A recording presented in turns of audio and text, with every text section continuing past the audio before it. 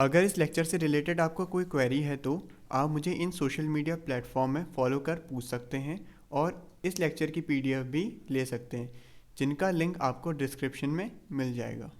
Hello everyone, my name is Santosh. Welcome to learning academy. आज हम class 6 की book exercise देखेंगे, जिसमें मैं आपको उनके सॉल्यूशन भी प्रोवाइड करूंगा और उसको डिटेल में एक्सप्लेन भी करूंगा।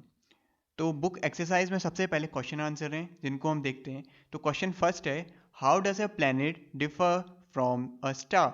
जो प्लैनेट होते हैं वो स्टार से कैसे अलग हैं, उनके बारे में देखेंगे। तो इसका आंसर बहुत सिंपल है। जब मैंने प्लैनेट्स और स्टार्स बताए थे तब मैंने इसको बताया था। प्लैनेट्स जो कि हमारे 8 प्लैनेट्स हैं, जिसमें हमारी अर्थ भी आती है, और स्टार जो कि सन है। अब देखिए, स्टार जो होते हैं उनके पास क्या होती है, खुद की हीट और लाइट होती है, और प्लैनेट्स के पास अपनी लाइट नहीं होती है। ठीक है। और दूसरा डिफरेंस ये होता है कि जो प्लैनेट्स का साइज होता है वो एज कंपेयर टू सन बहुत छोटा होता है। अब आपके दिमाग में ये सवाल आया होगा कि जुपिटर तो काफ़ी बड़ा है, लेकिन जुपिटर उतना बड़ा होने के बाद भी सन से छोटा है। तो इससे आपको ये पता चला कि जो स्टार्स होते हैं वो काफ़ी बड़े होते हैं साइज में और गर्म होते हैं। एग्जाम में अगर ये क्वेश्चन आता है तो आप ये पॉइंट से लिख के इनके बीच में डिफरेंस बता सकते हैं। अब हम चलते हैं सेकंड क्वेश्चन की तरफ। सेकंड क्वेश्चन है, what is meant by solar system. तो सोलर सिस्टम से हम क्या समझते हैं। देखिए, सोलर सिस्टम जो सोलर वर्ड है ये आया रोमन माइथोलॉजी से आया, जिसका मतलब होता है related to sun. Sun, 8 planet, satellite and all other celestial bodies form a solar system. Sun हो गया, 8 प्लैनेट्स हो गए, सैटेलाइट्स हो गई, रॉक्स हो गई, एस्ट्रॉइड्स हो गई, ये क्या बनाते हैं, सोलर सिस्टम को बनाते हैं। अगर डेफिनेशन आती है तो आप पूरी डेफिनेशन भी लिख सकते हैं, और अगर शॉर्ट लिखना चाहें तो आप ये भी लिख सकते हैं कि सन, 8 planets form a solar system. ठीक है। अब हम चलते हैं नेक्स्ट क्वेश्चन की तरफ। नेक्स्ट क्वेश्चन है, name all planets according to their distance from the sun.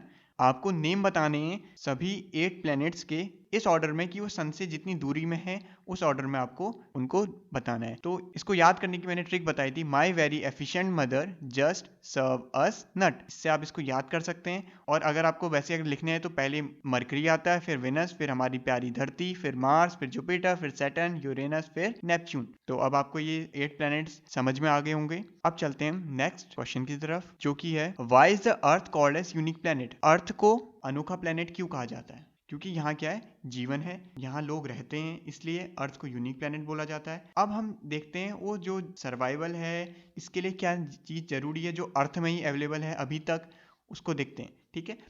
Earth is called a unique planet because it has life supporting things such as oxygen and water. देखिए, दो important चीजें हैं, oxygen और water, जिससे life exist करती है, इसके evidence मिलते हैं।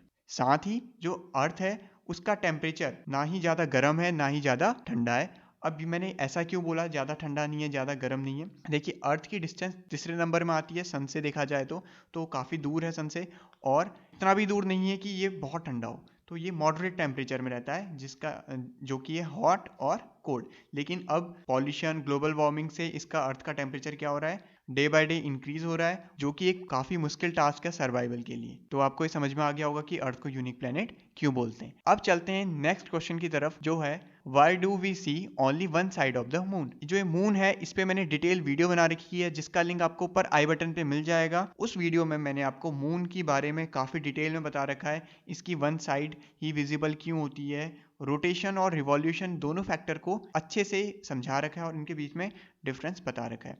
अर्थ से आपने भी अगर फुल मून के दिन मून को देखा होगा तो आपको सिर्फ हमेशा एक ही साइड दिखती है, उसका एक ही फेस दिखता है, आगे वाला। उसके बैक में क्या है ये हमें नहीं दिखता। ऐसा क्यों होता है ये देखते हैं। Because the rotation and revolution time of the moon is same. इसका यही फैक्टर है कि इसका दूसरा साइड हमें नहीं दिखता, क्योंकि इसका जो ये रोटेशन कर रहा है अपनी एक्सेस में, और जो रिवॉल्यूशन कर रहा है अराउंड द अर्थ, वो जो टाइम होता है, जैसा कि अर्थ का टाइम है रोटेशन का वो 1 डे है, एक दिन में वो अपनी एक्सिस में घूम जाती है, जिससे दिन और रात होती हैं। वैसे ही रिवॉल्यूशन का अर्थ का टाइम है 365 डेज, जो सन के अराउंड घूमने में लगाती है। वैसे ही जो मून का टाइम है वो 27 डेज है। तो 27 डेज में वो रोटेशन भी कर रहा है, रिवॉल्यूशन कर रहा है, इस वजह से हमें सिर्फ उसका एक साइड ही दिखता है। अब देखते हैं नेक्स्ट क्वेश्चन को, जो कि है, व्हाट इज यूनिवर्स। यूनिवर्स को हिंदी में बोलते हैं ब्रह्मांड, जिसके अंदर हर चीज समाई हुई है। अब क्या क्या समाया है उसके अंदर, क्या किससे बना हुआ है universe. Universe is a collection of stars, Galaxy, dust, cloud, etcetera. अब मैंने यहाँ पे बोला स्टार्स, बहुत सारे स्टार जैसे सन है वैसे ही बहुत सारे स्टार्स हैं, उनसे बना हुआ है। गैलेक्सीज, अब गैलेक्सीज के अंदर सारे प्लैनेट्स आ जाते हैं, एस्ट्रॉइड्स आ जाते हैं, मेट्रॉइड्स आ जाते हैं, ये सब गैलेक्सीज के अंदर आ जाते हैं। जैसे कि हमारी गैलेक्सी का नाम है मिल्की वे या आकाशगंगा, वैसे ही बहुत सारी गैलेक्सीज हैं, इनका सबका कॉम्बिनेशन क्या बनाता है, यूनिवर्स।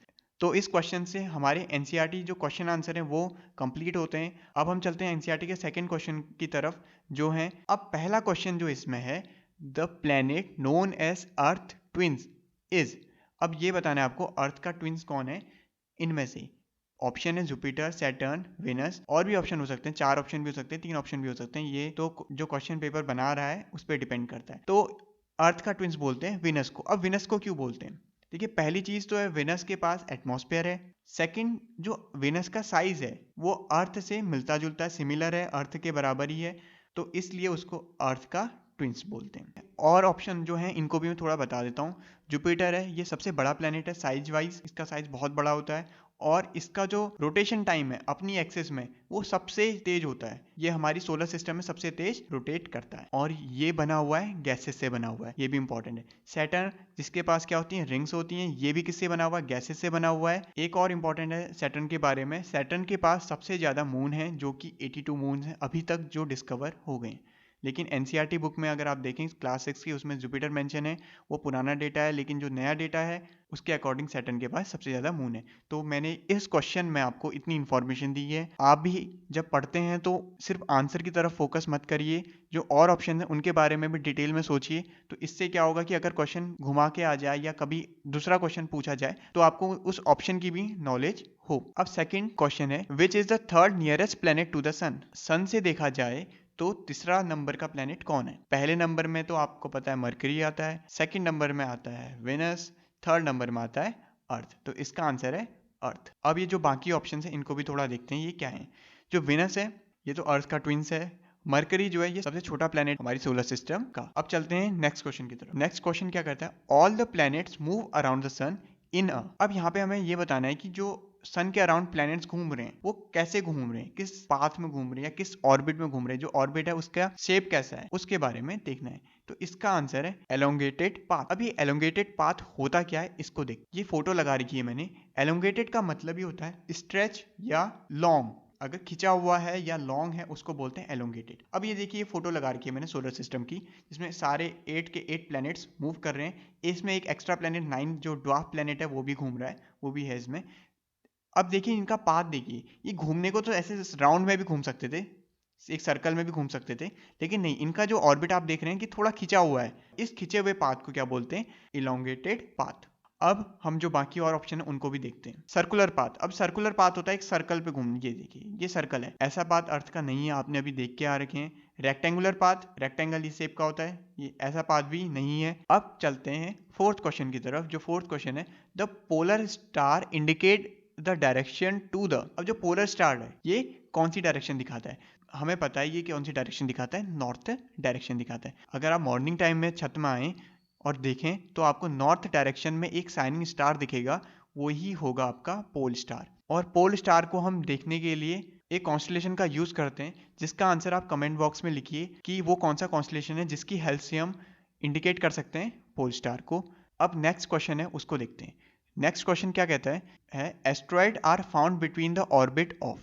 जो एस्ट्रॉइड है, लार्ज रॉक्स, वो किसके बीच में मिलती हैं, मतलब कौन दो प्लैनेट ऐसे हैं जिनके बीच में हमें एस्ट्रॉइड बेल्ट्स मिलती है। तो ये मिलती है मार्स एंड जुपिटर के बीच में मिलती हैं। जो मार्स है और जुपिटर है इनके बीच में एस्ट्रॉइड बेल्ट प्रेजेंट है। जैसे ये मार्स है और ये जुपिटर है, इनके बीच में ये भी एस्ट्रॉइड बेल्ट है जो भी किसके अराउंड घूम रही है, सन के अराउंड घूम रही है। और जो सन से मार्स तक के प्लैनेट होते हैं इनको बोलते हैं इनर प्लैनेट, और जुपिटर से नेपच्यून तक जो प्लैनेट होते हैं उनको बोलते हैं आउटर प्लैनेट। ठीक है, इसको भी माइंड में रखना कि इनर प्लैनेट किसको बोलते हैं और आउटर प्लैनेट किसको बोलते हैं। इनर प्लैनेट और आउटर प्लैनेट के बीच में जो डिस्टेंस है वहां प्रेजेंट है एस्ट्रॉइड, और काफी अमाउंट में है तो उसको बोलते हैं एस्ट्रॉइड बेल्ट्स। अब हम चलते हैं फिलिंग द ब्लैंक्स की तरफ, जो कि हैं, पहला है a group of dash forming various pattern is called a dash. अब जो ग्रुप है, किसका ग्रुप है वो बताना है, और पैटर्न बना रहा है स्काई में तो उसको क्या बोलते हैं वो बताना है। तो इसका आंसर है अ ग्रुप ऑफ स्टार्स, आपने देखा कि वेरियस स्टार्स हैं हमारे स्काई में, वो क्या बना रहे हैं, पैटर्न्स बना रहे हैं, इमेज बना रहे हैं, जिसको हम बोलते हैं कॉन्स्टलेशन। ठीक है, ये इंपॉर्टेंट क्वेश्चन है, ये एग्जाम में काफ़ी बार पूछा जाता है। अब ये पैटर्न कैसे हैं, जितने भी जॉडिक साइंस होते हैं वो भी एक पैटर्न बना रहे हैं स्टार फॉर्मेशन से, उसको हम बोलते हैं कॉन्स्टलेशन। दो कॉन्स्टलेशन के नाम आपकी बुक में भी थे, जिसमें उर्सा मेजर था, ठीक है, जिसको ग्रेट बियर भी बोलते हैं, और ओरायन था। ऐसे ही बहुत सारे कॉन्स्टलेशन हैं जिनके बारे में हम आगे की क्लासेस में पढ़ेंगे। सेकंड क्वेश्चन है, huge system of star is called. अब ह्यूज का मतलब होता है काफ़ी बड़ा, बहुत ज़्यादा स्टार्स का झुंड क्या कहलाता है, गैलेक्सी कहलाता है। जैसे हमारी गैलेक्सी का नाम क्या है, मिल्की वे है या सप्तऋषि है। थर्ड क्वेश्चन है, dash is the closest celestial body to our Earth. अब हमारी अर्थ से सबसे नियरेस्ट सेलेस्टियल बॉडी क्या है। सेलेस्टियल बॉडी वो होती हैं जो रात को चमक रही होती हैं, उनको सेलेस्टियल बॉडी बोलते हैं। तो अर्थ के सबसे नियरेस्ट कौन है। अब नियरेस्ट है तो काफ़ी बड़ा होगा, तो बड़ा क्या दिखता है हमें, अगर हम रात को छत में जाएं तो हमें सबसे बड़ा मून दिखता है, और स्टार्स के कंपेरिजन में। तो मून क्या है, सबसे नियरेस्ट सेलेस्टियल बॉडी है अर्थ की। फोर्थ क्वेश्चन की तरफ चलते हैं। फोर्थ क्वेश्चन क्या कहता है, dash is the third nearest planet to the sun. Sun से देखा जाए तो तीसरे नंबर में कौन आता है, जो आपको इजीली पता है, इससे पहले भी मैंने बताया, वो है अर्थ है। फोर्थ क्वेश्चन है, planets do not have their own dash and dash. अब देखिए जो प्लैनेट्स हैं इनके पास क्या नहीं है, जैसा कि हमने पहले क्वेश्चन में देखा था। पहले क्वेश्चन में स्टार और प्लैनेट्स में डिफरेंस क्रिएट करना था हमने, तो हमने यही बोला था कि प्लैनेट्स के पास क्या नहीं है, जो उसको स्टार से अलग बनाती है वो है हीट और लाइट। तो इसका आंसर हो जाएगा हीट एंड लाइट। यहाँ पे हमारे एनसीईआरटी के सारे क्वेश्चन सॉल्व होते हैं।